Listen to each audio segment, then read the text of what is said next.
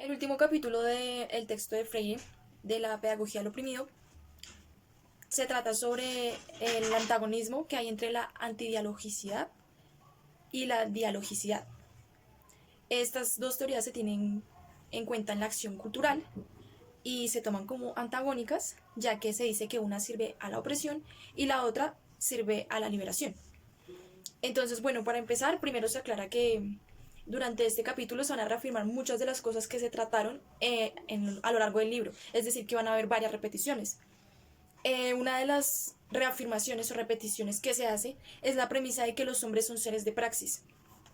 A esto se refiere a que, por ejemplo, el hombre se diferencia del animal porque admiran y transforman el mundo. Y de esto se trata como el quehacer del hombre, ¿sí? Diferente del simple hacer, que es no hacer nada, digamos, no generar esa parte de reflexión y acción conjunta, es decir, teoría y práctica, que sería lo que abarca la praxis. Entonces, bueno, durante el recorrido que se da en este capítulo se trata de hablar de precisamente esas diferencias entre el opresor y cuando nace el liderazgo. El liderazgo se trata en la cuestión de la liberación del oprimido. Entonces, empezando, se tiene que aclarar que para lograr la liberación de los oprimidos debe reconocérseles un papel en el proceso de transformación. Es decir, ellos pues admiran el mundo y también hacen parte de la transformación, de la praxis. Ahora pasan a ser seres del quehacer y no simplemente del hacer. Entonces, aquí de qué se habla, de que por una parte el opresor niega la verdadera praxis a los oprimidos. Y eso es lo que precisamente tiene que evitar el liderazgo. El liderazgo tiene que generar como el rompimiento de esa contradicción. Porque al negar la verdadera praxis a los oprimidos, se está negando la propia praxis, la de liderazgo. Entonces debe actuar contrario a eso para ser diferente al opresor. Por eso se trata de una revolución, porque precisamente está haciendo posible el diálogo con los oprimidos. Precisamente por esto se diferencian la dialogicidad y la antidialogicidad, porque en una sí se permite este diálogo y ese diálogo tiene que incluir a los oprimidos, a esas masas que están aisladas. Entonces el diálogo es posible y no es posible sin la praxis. Entonces, bueno, aquí se habla de varios conceptos. Uno de ellos es la praxis revolucionaria. Y la praxis revolucionaria dice que no puede tener en las masas oprimidas el objeto de su posesión. Es decir, normalmente la opresión se tiende a convertir a las personas en objetos, se les quita esa cualidad de sujetos porque simplemente se le impone y se le dictan cosas, se los tiene bajo presuposiciones, o sea, bajo sus propios conceptos y sus propias creencias y demás, y no se les permite pensar ni se les permite tener sus propias opiniones, su propia palabra. Entonces los convierten en simples objetos de recibir y no poder pensar o hacer otra cosa. Luego más adelante, porque la mayoría de conceptos que se tienen a través de la dialogicidad son conceptos de revolución, ¿sí? Entonces, por ejemplo, el liderazgo revolucionario, praxis revolucionaria, y se habla aquí de una revolución auténtica que nuevamente recalca ese diálogo con las masas populares, ¿sí? Entre más pronto inicie el diálogo, más revolución será. ¿Sí? Entonces durante todo ese proceso resalta como esa diferencia y ese antagonismo que hay entre por una parte el diálogo y por otra el no diálogo, que sería lo que hacen los opresores y demás. Bueno, ahora bien se toman otras características de cada parte, es decir, lo que es propio de los opresores y lo que es propio de la revolución, o sea, lo que debería ser la revolución y lo que debería cambiar la revolución en contraste con el opresor. Entonces, en la parte revolucionaria son como imprescindibles las características del diálogo y la comunicación, porque en la revolución se tiene como algo prioritario que el liderazgo se genere en una solidaridad inquebrantable, es decir, que tiene que ser algo de parte donde se incluyan las masas oprimidas, o sea, las masas populares, y el liderazgo, ¿sí? Tienen que funcionar ambas. No puede funcionar una parte o una sí, la otra no, tienen que funcionar ambas. Entonces, nuevamente se resaltan las características que se han venido mencionando sobre los opresores, que es la de violentar, reducir objetos a las personas, alienarlos, mistificarlos, y eso se reduce básicamente en un trato deshumanizante. ¿sí? Entonces la revolución lo que tiene que hacer es transformar esa realidad deshumanizante y volverla humana.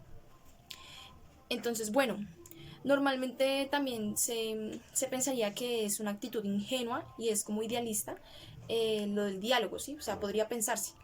Pero lo que defiende el texto es que sí es posible la relación del hombre en el mundo y con el mundo, que se logra a través del diálogo. Entonces, el liderazgo se autentica en su praxis con la del pueblo. Nuevamente está la cuestión de no funcionar unos aparte, sino funcionar en conjunto, o sea, los dos. Y otras características que se mencionan es que, por ejemplo, de los opresores está una visión mecanicista que omite obviedades como que, por ejemplo, no hay realidad histórica que no sea humana. Esa es una obviedad que omite la visión mecanicista. Y la otra es que la situación concreta del hombre condiciona su conciencia del mundo, ¿sí? Esta es otra obviedad que se omite. Ahí se refiere a que, por ejemplo, no se puede separar como el contexto o el entorno en el que está el hombre de su conciencia, ¿sí? Esto tiene el efecto, entonces no se puede pensar en él fuera de esta porque hace parte de las cosas que lo encasillan, ¿sí? Que lo limitan, que lo rodean. Entonces, bueno, más adelante vamos a ver que se tiene del liderazgo y de la revolución que no pueden pensar si las masas tienen que incluir su reflexión y su pensamiento, no lo pueden negar, porque lo que se está buscando es precisamente generar en ellos eso, que no solamente puedan ver el mundo, sino que lo piensen, ¿sí? Como tener conciencia y esa concepción de transformación. Entonces dice que hay una parte del texto que dice que seremos verdaderamente críticos si vivimos la plenitud de la praxis, en contraste con que normalmente los opresores quisieran negar la verdadera praxis a las masas populares. En el texto se ponen algunos ejemplos, por ejemplo el ejemplo de Gidi, no sé si se pronuncia así, que no se pueden pensar con las masas, entonces impiden que piensen. Eso es de la parte del opresor, que no debe caer en la revolución y el liderazgo. Que aquí se trata de que les da como temor a que las masas piensen, ¿sí? Porque de esta forma no las pueden dominar, ¿sí? Entonces, las élites dominantes, a diferencia del liderazgo revolucionario, tienen como ese pensamiento de diferencia de señor y compañero. O sea, las élites dominantes tienen pensamiento de señor y el liderazgo debe tener el pensamiento de compañero, es decir, permitir que piensen y no como en el ejemplo de G, que no quieren pensar con las masas, entonces impiden que piense. Entonces, bueno, el liderazgo se tiene aquí como un objeto o algo que surge de la búsqueda de la superación de la contradicción dominador-dominado. Sí, o sea, esto es lo que surge en contradicción a las élites dominantes y a la cuestión de dominador. Entonces, bueno,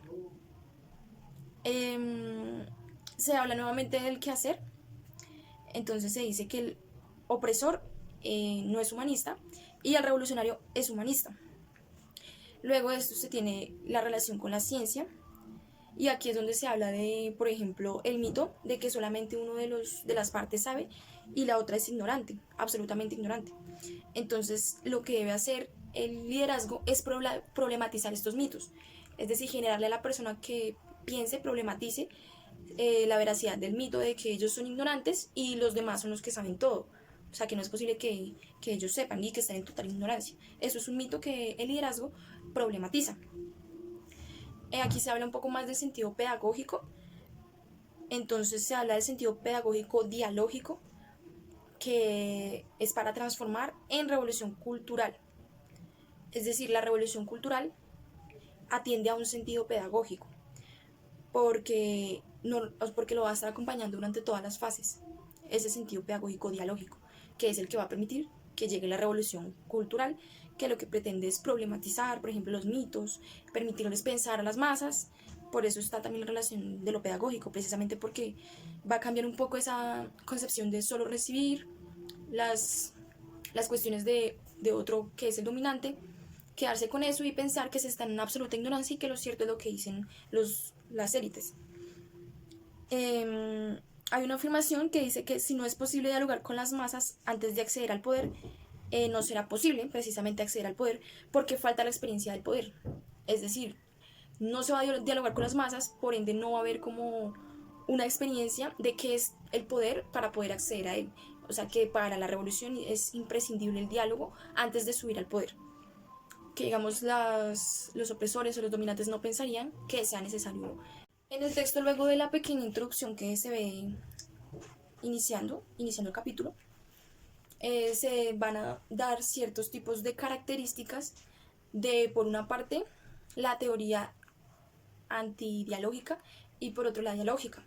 Entonces, dentro de una de las características de ese antidialógico se encuentra la invasión cultural, que es una de las características fundamentales y que sirve a la conquista, otra de las características de la acción antidialógica.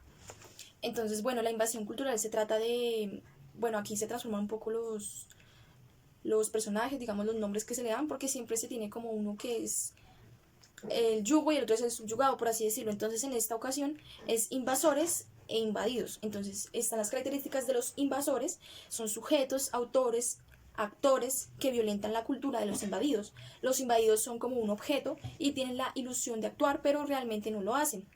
Están violentados por los invasores. La invasión cultural se trata del dominante, de la táctica de dominación, y eso se trata también de no problematizar la realidad, lo que se hablaba al principio del texto. Entonces ahí vemos cómo la invasión cultural tiene muchas características de lo que es lo antidialógico, la teoría antidialógica. Entonces, bueno, la idea de la invasión cultural es que los invadidos se convenzan de su inferioridad y de la superioridad del otro, del que es el invasor, para querer parecerse a ellos, es decir, como que ya tienen a ellos esa inferioridad y lo que buscan es parecerse al invasor. Pero pues esto es como algo equívoco.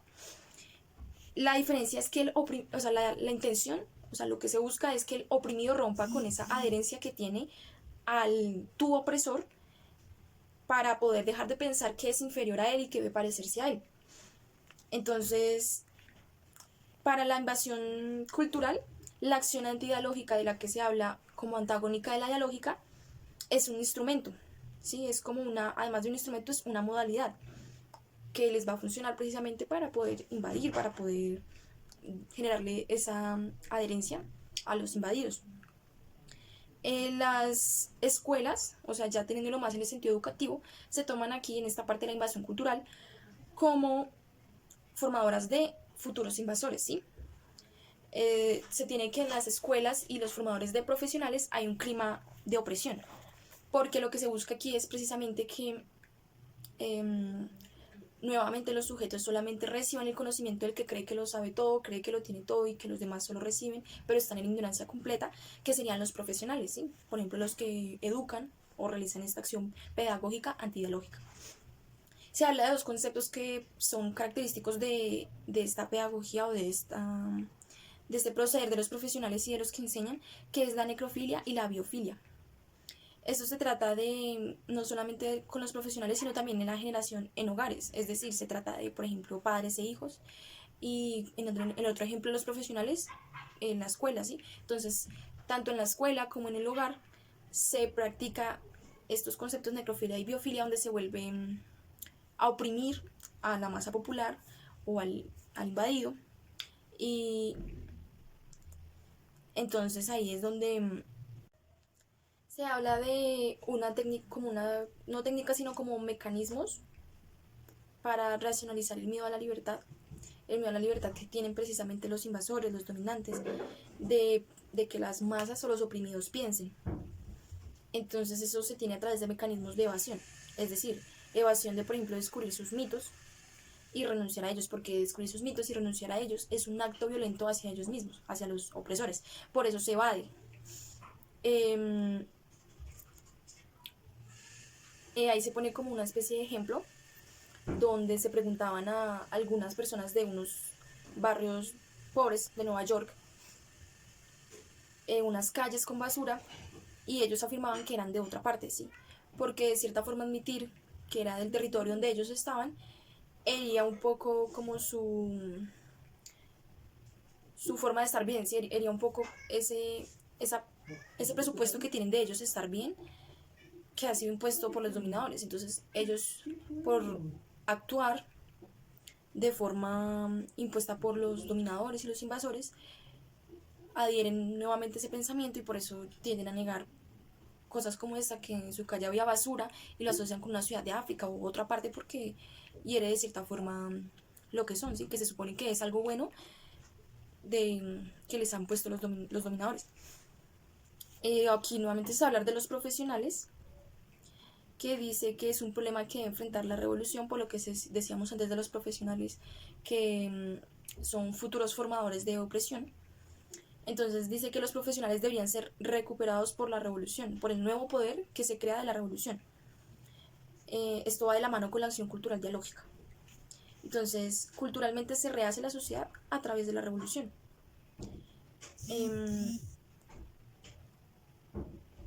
Aquí se retoman otros conceptos que se han tratado a lo largo del texto, que es, por ejemplo, el que prohibir el acto de decisión de las masas hace que el hombre no se desarrolle auténticamente, sino que se limite a seguir prescripciones. Ahí es donde se habla de la diferencia entre un verdadero desarrollo y el que no es un desarrollo.